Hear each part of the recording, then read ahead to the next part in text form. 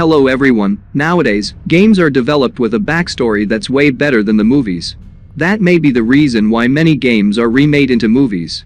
The recent addition to the list of Assassin's Creed and Prince of Persia and Lara Croft is the film Uncharted. Directed by Ruby Fleischer, it has a star cast including Tom Holland, Mark Wahlberg, Sophia Ali, etc. Uncharted is a treasure hunt-based movie loaded with twists and dazzling action sequences. The movie ends with a lead to the second part, which makes it more interesting. Without wasting much time, let's delve into the world of Uncharted. Uncharted kicks off with a person peacefully having a sleep. He is Nate, our hero. But he's not sleeping, he is unconsciously falling off an aeroplane. While falling off, he regains his consciousness and sees a lot more people floating in the sky. Nate is stuck in one of many sets of boxes which are laid through the cargo hold door of the plane. He then tries to skip through the boxes to get onto the plane, but then realizes that somebody is trying to kill him with gunshots. But luckily he somehow gets into the plane. Thereafter, unfortunately, he's hit by a car coming out of the plane. He then falls a lot deeper, and suddenly a hand comes out of nowhere to hold him. This scene quickly cuts back and takes us to some earlier years. Here his brother Sam is dragging him back into the house, where it seems like he's having a drop from its window just like in the previous scene. Sam then scolds him, "Why tryna get back in?" while he is told to stay outside. Nate replies that he can't stay there and Sam agrees, but with a condition, without making any noise, and takes Nate with him. Soon we recognizes that they were in a museum. Sam intends to steal something from that museum. He reaches near a picture, lights a lamp, and asks Nate whether he knows who's in the picture. He responds by saying yes, that's Magellan, who sailed around the world for the first time. Sam corrects him and says Magellan did not travel around as he was killed before completing the navigation. It was his 18 assistants who did the travel, and the credit was given to him. Sam then moves forward and points at a map and asks Nate whether he knows that this is the first map ever made. Further, he adds that back then Magellan's aim was not to travel around the world, but to bring back some gold, but he couldn't do it. He added that the gold is not destroyed, it's lost. We can't revive what's destroyed, but we can surely find out something that is lost. Nate asks whether we can find our parents. Sam replies no, because they are not lost, they are gone forever. Sam slowly tries to steal the map, but the alarm rings. Quickly security gets around and hands them over to the cops. The cop takes Sam and Nate to the nun of their orphanage and warns her that they can't forgive them this time. The nun then orders Sam to pack his bag and tells Nate to bid adieu to his brother. Sam goes into the room disappointed. Nate follows him. While entering the room, he sees his brother trying to escape through the window. Nate yells at him by asking what's he doing. Sam answers that he's leaving and he will not allow the cops to lock him up. But he comes back by seeing Nate's upset face and hands over a chain to him by saying that he always had it wherever he had gone. Now it's all his and he'll be with him in the form of chain. Further, he adds he'll come back to take the chain and leaves. Nate found out a paper and lighter in the bed nearby him. He had a message of love from Sam. Years passed by and now we can see Nate as a bar attender. There a lady orders for a Negroni. While preparing the same, Nate explains the history behind it, and Nate asks her hometown. She replies she's from Greenwich. And moreover makes him know that she's not impressed with his lecture.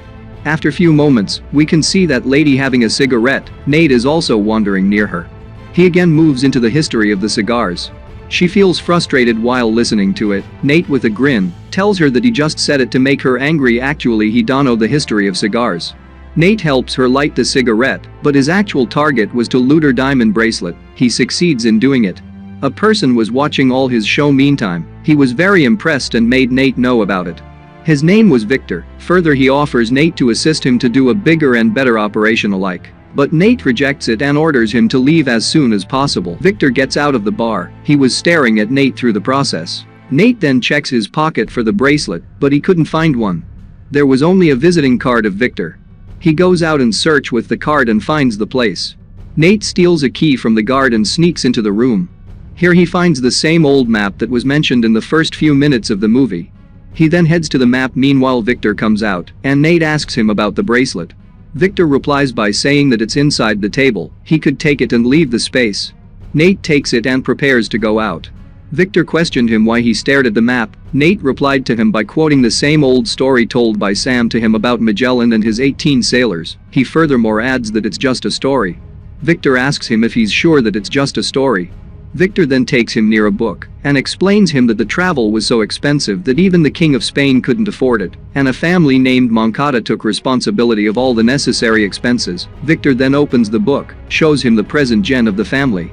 He says that their sole object was to bring the gold back, but they failed. Nate, after listening to all of these, asks him whether he's saying all these already, knowing Nate is interested in historical kind of matters. Nate then asked about his identity. Victor replies that he heard all of these from his friend, Sam. Nate amusingly inquires about his brother.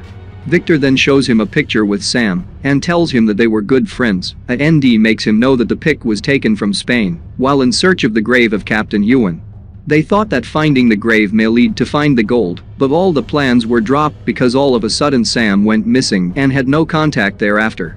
Victor asks for his help to find the gold and Sam, but Nate ignores his request and walks out of the room. Nate comes back to his room. Even though he ignored Victor's request, he couldn't forget all those things told to him by Victor. He opens a bag and goes through all the messages and pictures sent to him by Sam from different corners of the world. Grabbing all of it and wearing the old chain given to him, he calls back Victor and conveys his interest to join him.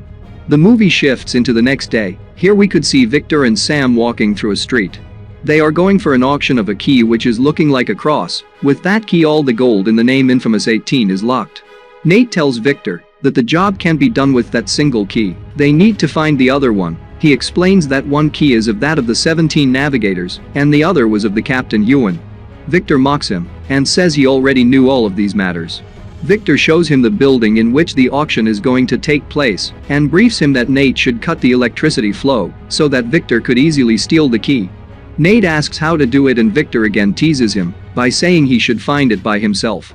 Nate then inquires about the share between them after the realization of gold. He presumes it to be 50-50. But Victor had other plans and tells him the share percentage is 90-10, period. In the next scene, the director shows us Nate's plan and him researching about Victor. The day of the auction has arrived. Victor and Nate is getting ready with suit and ties, as auction is a gathering of well-dressed people. They head towards the place where the auction is held. Victor instructs him to behave properly, and if there's a mistake from his part they will kick him out. Afterwards he hands over an earpiece. While walking towards the destination they see Moncada, whose family was the main funder of Magellan's sale. Victor says that they should steal the key before these guys make a bid. They get inside. There Nate observes a lady trying to approach him. Victor sends Nate away when he saw her. It seems like Victor already knew her. The lady named Jo comes near Victor and says that she'll take away that key at any cost.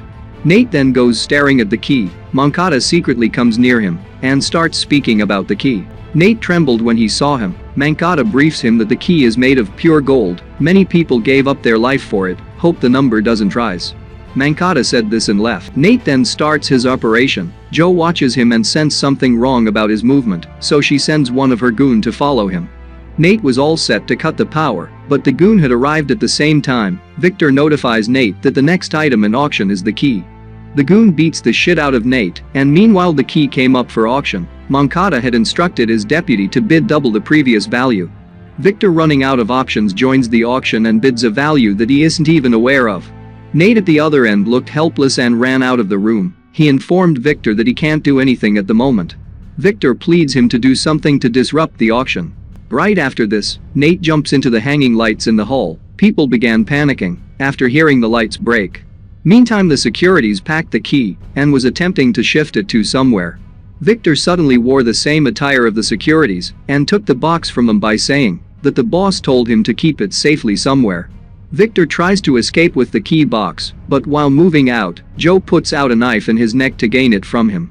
Fortunately, the securities observes it, and misunderstanding him as their own group, they tell him to move out with the box. Victor gets into a car. Inside it he saw Nate too. Nate yelled at him and asked him was he aiming to escape without Nate. He replies no, and says he was somehow trying to escape without getting caught. He then hands over the cross-like key to Nate. Victor requests the driver to drop them at the airport. They travels to Barcelona. During the flight, Nate is reading a diary of Captain Ewan's. While reading it, he illustrates to Victor what's written in the diary. He said that actually Magellan and team acquired the gold, but they didn't wanted it to get into the hand of Moncada family. So they hid it somewhere under a pine tree. Victor replied by saying that he already was aware of everything. The missing piece was under which pine it was hidden, as there's ample number of pines in Spain. The movie then shifts to the beautiful city of Barcelona. There Victor introduces Nate a lady named Chloe by telling him that she'll help them there, and the second key is actually with her. But Chloe had other plans as she talked rubbish about Victor and walked away. Although Victor knew that she'll return anyway because the first key was with them. But she didn't. They sensed something wrong and checked their bag. She stole the key. Nate chased her quickly for the key, got beside her and pleaded her to listen to him. He said that they should work together to find out the place where the gold is actually hid. She agrees to do so. In the next scene we'll see all of the three standing in front of a church. There's a logo which is similar to that in the diary, something resembling a pine tree. The church was of Mary of Pine. Chloe then takes permission from the nuns to get inside the church. We'll now stretch our focus to the Moncada Foundation quarters. There we can observe Junior Moncada having a conversation with the Senior Moncada. Junior is questioning him about his plan to donate all of their assets. He is saying that these all are not earned by us, but our ancestors, and we have no right to transfer it. Junior then walks away and meets Jo and her goons. He ordered her to find out the key, or else he'll take his own actions. Now, here is Chloe, Nate and Victor in Chloe's house. Chloe came to know that Nate is Sam's brother and asked Victor whether he knew about all the things. Victor replies no. Meantime, Junior Moncada, with the help of Jo, has killed his father. Director moves into the next scene where Victor and team is surfing inside the church. They are looking for that door where this key should get in. Nate, while searching, sees the same postcard that's sent by Sam to him inside the church. He realizes that Sam also came here long back in search of the gold. After a long search, their eyes locks in two keyholes, and they pushes the key inside, turns it to right, and swiftly 2 to 3 vicious nails comes out of it. Luckily they get away. Then by turning it to the left the door opens. While trying to get in, Nate stops them and says that Chloe and himself will get in through the underground tunnel, and Victor should go through the upper side. He symbolizes it with hell and heaven, and provides Victor with a GPS tracking app to track them. Meanwhile, Jo and team was there watching them. She orders her pals to follow Chloe and Nate, then she followed Victor. Chloe and Nate walks through the tunnel. At the end of it they gets into a DJ club. Jo's goons was also there. A door named Infernum was noticed by Chloe, and she progressed towards it. The goons started to bully Nate. The scene shifts swiftly in between Chloe trying to open the door and Nate trying to escape from the goons. The movie emerges to be intense and thrilling now. She somehow opens the door, and Nate also jumps inside, skillfully escaping from them. It was room and they noticed a keyhole and puts the key inside. But it was trap. The water from the fountain upstairs rushes into the room. Nate and Chloe started to panic, but rapidly Nate remembers a quote written in that diary. The quote followed like this: "Believe the person in the heaven." There comes the relevance of the hell and heaven symbolization Nate hinted earlier. He pleads at Victor to search for a keyhole in the upside room. Victor finds the keyhole inside a restaurant, but it was covered with a glass shield. While trying hard to break it, Jo spots him and points her gun. Now starts a quick action sequence between Jo and Victor. Victor thrown Jo at the glass shield and it breaks. He turned a key through it, and the water filling Nate's room ceased. Nate had already escaped, but noticed Chloe drowning in the water. He rescues her and climbs upwards through a big hole. They continued their search of gold. And yet again their eye locks in a keyhole. They tried to unlock it using their key, but it was way too small. Nate ordered Victor to drop his key through a hole. He refused it initially but drops it after some time. By using the key they makes inside a mysterious space. There we can see 3 to 4 humongous pots. At the first glance they thought they found out the gold, but it was a pot full of salt. The pot broke when they tried to look what's inside. And from the heap of salt Nate got a map. The map showed him that the gold was in Philippines. He looked back to say the matter to Chloe, but she was standing there pointing a gun at him. She said that he don't know anything and what happened to his brother. Nate looked so confused. She knocked him off and walked away holding the map. After a few moments we can see Victor standing near the knocked out Nate. He revamped his consciousness and asked Victor about his brother. Victor explained him that Sam was killed by Jo and her goons while doing the operation, and revealed that he took Nate with him to know whether Nate knows some secret about the whole scenario. Nate felt betrayed and walked away in rage. Ruben Fleischer now reveals the brainstorming twist that Chloe was part of Moncada Jr.'s team. At the same time, Nate is packing his bags to return to his hometown. Victor comes into the scene and begs him to help him for the last time, for the sake of Sam's wish. Nate disregarded him by saying that don't try to convince him, dragging Sam's name. Victor looked helpless, but then Nate agrees it for the last time and puts up a condition that their connection should cease upon the completion of the operation. Victor concurs. We are closing into the last part of this engaging thriller. Now Chloe and Moncada are preparing to leave for Philippines with a full-packed bag and a car that should be taken to the flight. Joe is also with them. Nate and Victor was there keeping an eye on them. Chloe, Moncada, and team enters the plane. Chloe briefs her plan that all the necessary things must be dropped in the sea, and after landing at Philippines, her subordinates will help them to take the drop from the sea. The flight reaches near the sea in which it should be dropped. They opens the door for the drop. They did such drop to escape from the customs officers. But here comes another twist, a fun ride with lots of twists and turns right. Here's it, Joe kills Moncada using a knife, all the others were her team excluding Chloe. Chloe, after watching all these, hid in between the luggages. Meantime we can see Victor and Nate coming out from the car of Chloe. They sneaked into it before the flight. Afterwards they steals the map and a parachute to escape from the plane. But Nate deviates and thought that it's the right time for vengeance upon Joe for his brother's murder. He approaches Joe, even though Victor tried to stop him to do so. Nate, by holding the rope of the airdrop, asked her that, whether she killed his brother. Victor escaped solely using the parachute, and now the goons has started to fire shots at Nate. To escape from them, he pulls the rope, and everything turns upside down. The next events are those shown in the beginning of the movie. The movie recaps and restarts, where he was hit by the car. This movie is all about drawing some spots here and there, and joining them at the end. The car that has hit Nate was driven by Chloe. She accidentally hit him, while trying to escape. Then she pulls out her hand to rescue him. Both of them floats in the air with a box which was kept for the drop. She then pulls the parachute that was attached with the drop, and they both somehow falls into the sea without much damages. After getting into the shore, they books a room in a resort. And in the night, Nate was searching for some hint using a similar map, and all the cards sent to him by his brother, but he miserably fails to do so. Chloe also tries to help, but the result was the same. Nate strongly felt like there's some clue in the pictures Sam has sent. After a lot of hours of digging he finds something unusual about a picture. He then lights the picture using a lighter, and observes a secret message in it. There it was written as follows. The keys will pave way. The key was actually like a compass, to spot the exact location of the treasure. He uses the compass and spots the exact location. He writes down the location in a paper. In the morning Chloe gets up before Nate and picks up the paper, where the location was written. She left for the place immediately. But Nate was so crooked.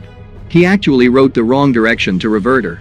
Nate woke up, and took the actual location and left in the search of the treasure. The treasure was in an island. Joe and her goons also comes in the search of the gold. On the other side, Nate finds a tunnel that's similar to that given in the map.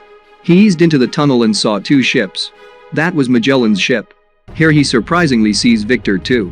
Nate asked him how did he get there. Victor replied by saying that he didn't deleted the app that was given by Nate to track his location. Nate then opens a can and throws the gold at him by shouting that it's all Victor's. Meanwhile Joe also enters the scene and commands her goons to dig out the treasure and knock out Victor and Nate if they are there. Goons couldn't find them. After clearing everything Joe started to commit her operation. Their plan was to carry the two ships using two helicopters and to transfer them into a freighter. Victor and Nate was also hiding inside the ships. After loading their bags with a lot of gold, they jumps into the upper deck of the ship. Now comes the much-awaited climax fight sequence. They both knocked out everyone. Victor seized one of the helicopter and starts flying it. Joe and team saw all these and followed them with the other helicopter. The ship hanging in Joe's helicopter got destroyed by hitting a mountain, but Joe already jumped into Nate's ship. She drops the anchor of the ship into the sea, which makes it difficult for Victor to fly. One of the bag filled with gold slips into the leaf of the helicopter. At the same time, Joe tries to harm Nate. By realizing that Nate is in danger, Victor throws the other gold-loaded bag at Joe. Joe falls into the sea and now the ship hanging there breaks and drops towards Joe, which kills her. The ship drowns deep into the sea. Now Victor and Nate watches Philippines Navy following the drowned ship. They understood that the Navy will take away all the things. Then Nate takes some gold bricks from his pocket and gifts it to Victor. Now the plane goes out of focus. We may feel like the movie has ended.